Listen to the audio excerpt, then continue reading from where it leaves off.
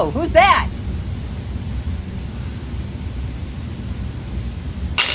So now we do this layout. I've found that there are some simple ways to do this, and students don't even really need to even bring squares and measurement tools to the saw. So I'll show you those techniques. I show them to my kids because when you're in a shop, honestly, if you can eliminate trips back and forth to the tool cabinet to get measurement layout tools, keep some stuff around, makes things quick and easy, do it. You know, we're all about being efficient. So with our 1/4 inch dado, we're gonna go ahead and do that first. We're gonna set up for the bottom of the box. I've already got my dado in. It's just the 2 outside chipper blades, and they slip right into this one. But I gotta get things ready to go. So I take the material that I'm gonna use for the inside of the box. It fits in there. It's 1/4 inch. That's my stuff, okay? And I'm just gonna use this as basically my layout block. So, first of all, I need to set my blade at 1/4 inch deep. So that's how far it is out of the table. Take 1/4 inch plywood just like that. Take another piece, and I just slip that right up here. And then I'm gonna slowly lower that blade until my top piece, and move that blade back and forth so you're making sure you're hitting the top of the rotation. Oh, there we go. Now this piece slides just over the top of that tooth. I'm rotating the tooth forward and back to make sure it's hitting the top of the rotation. So now it's 1/4 inch deep. So we're getting awful close to the fence. I don't like students that do that. What is that, a $300 saw stop fence? So I preach we use sacrificial fences. You should too. There's no reason to trash a perfectly good fence because you're getting too close to it. Get a piece of scrap wood, plywood, MDF works primo, and then you're gonna clamp that down to your fence, use it. I happen to have some clamps over here.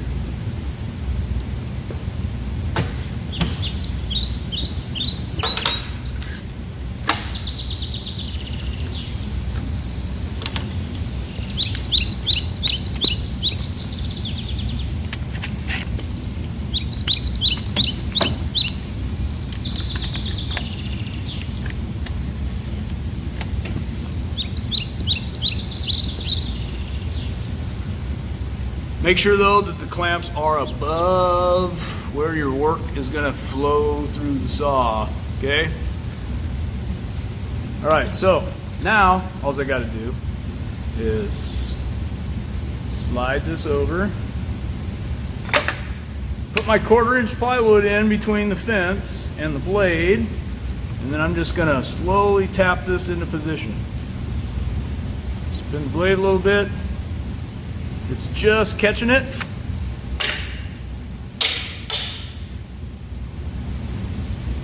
You're ready to rock and roll, baby.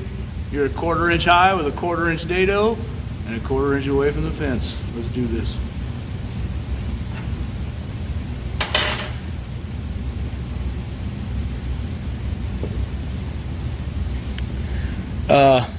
Excuse me, Mr. Camera person, which is me. I need to move you a little bit. Otherwise you're gonna get hit by the wood coming through the saw. Oh, now is a good time to decide what you want the outside of the box to be. I got a cool knot. Knots are kind of cool, especially a knotty alder. So I want to pick the neatest side with the most character, right there. That's what I want to be on the outside. So the outside of your box for this cut is pointing up to the sky, okay? You should see the outside of your box when you're making this cut. Yeah, if you don't, you mess up. It becomes the inside of your box. There's worse things.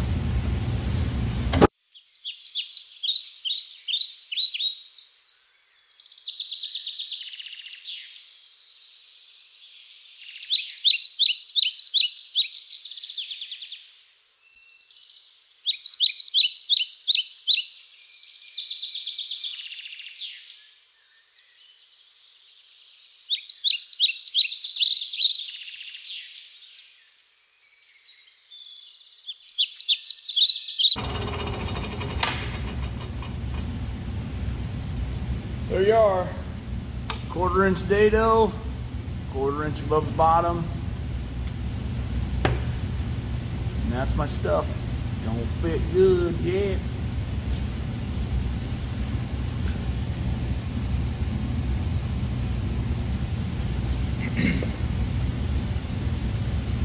Now the mysterious rabbet on the top that the lid's gonna lock into. You know, this is all so easy. Watch this, it's like magic. I unlock my fence. I asked the camera guy to move over here so you can look straight down at what's going on. Minus the clamp, sorry about the clamp.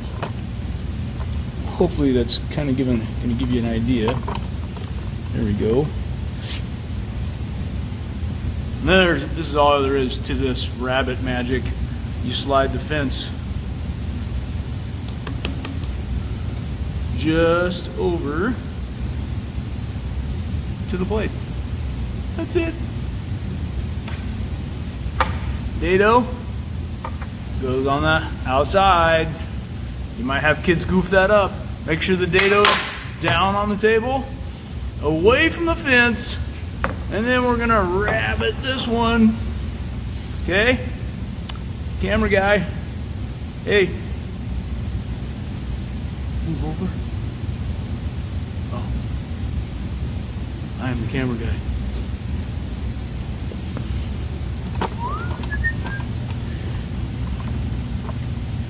There we go.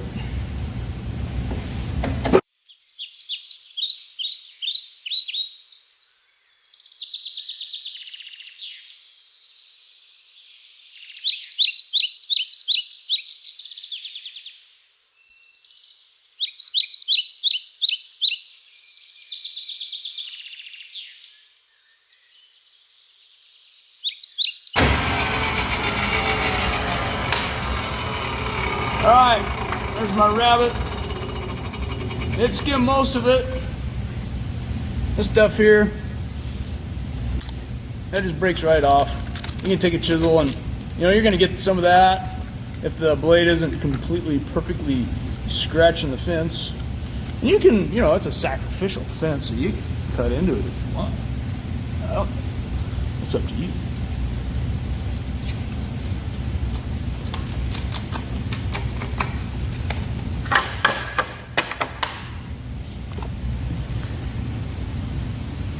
Beautiful.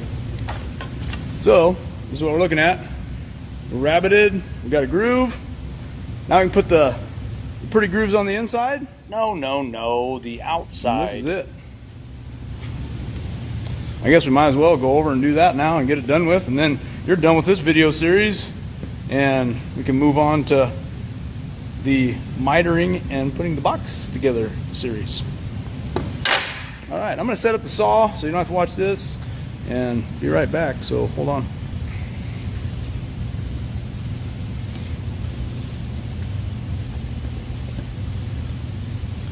Okay, this is it, last phase, and then we'll start turning this into a box. So, make sure all your fresh cuts are facing up to the ceiling, because now we're gonna do the part for the inlays. If you have a piece of wood from another box, just keep it, because man, this makes a great setup block. You can just line this right up with where your grooves need to be, and then know how much you got to bump the fence over. Done deal. 1/8 inch saw blade, 1/4 inch deep. Run it. So I checked that again right here. 1/4 inch plywood, scrape it over the top, 1/4 inch depth. I set my fence at 2.5. Run this one, and then I unlock the fence, bump it over to 2, and run it. Done deal. And I like to always make sure that my dado for the bottom of the box, that goes against the fence. This way I know that the inlay lines are going to be toward the top of the box. I like that look. You can put them on the other bottom side. It's all you, baby.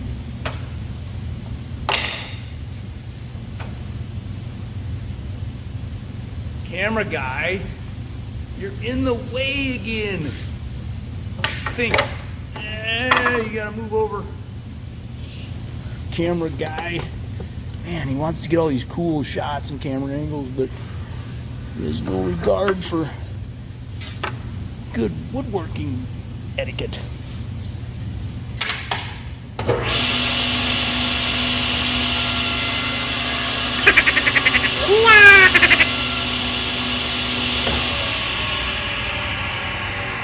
Well, in the realm of safety, I had my splitter in, and it's not lining up with the right height. So,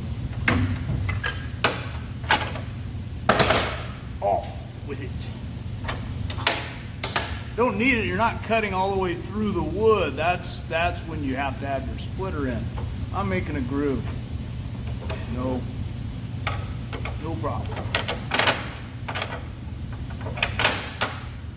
Okay, back to it again.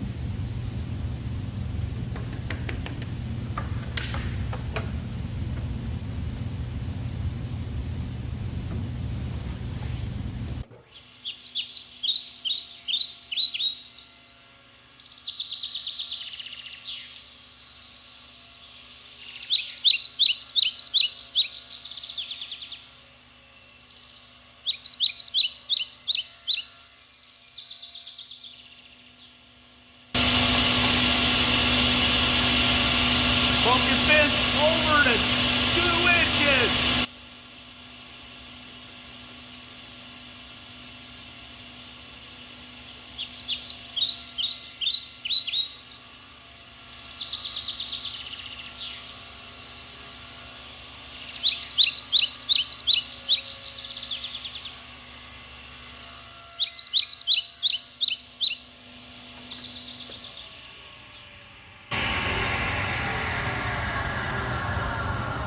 Boom!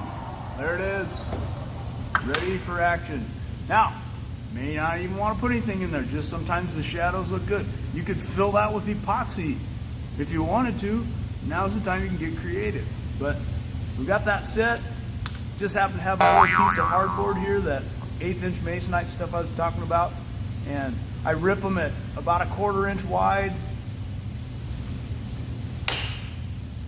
They just slip right in there. A little glue, sand them down flush, looking good. All right, there you go. That ends this phase of the Keepsake Box series. Check on the next one, and we'll be cutting miters and making it look like something. All right, see you then.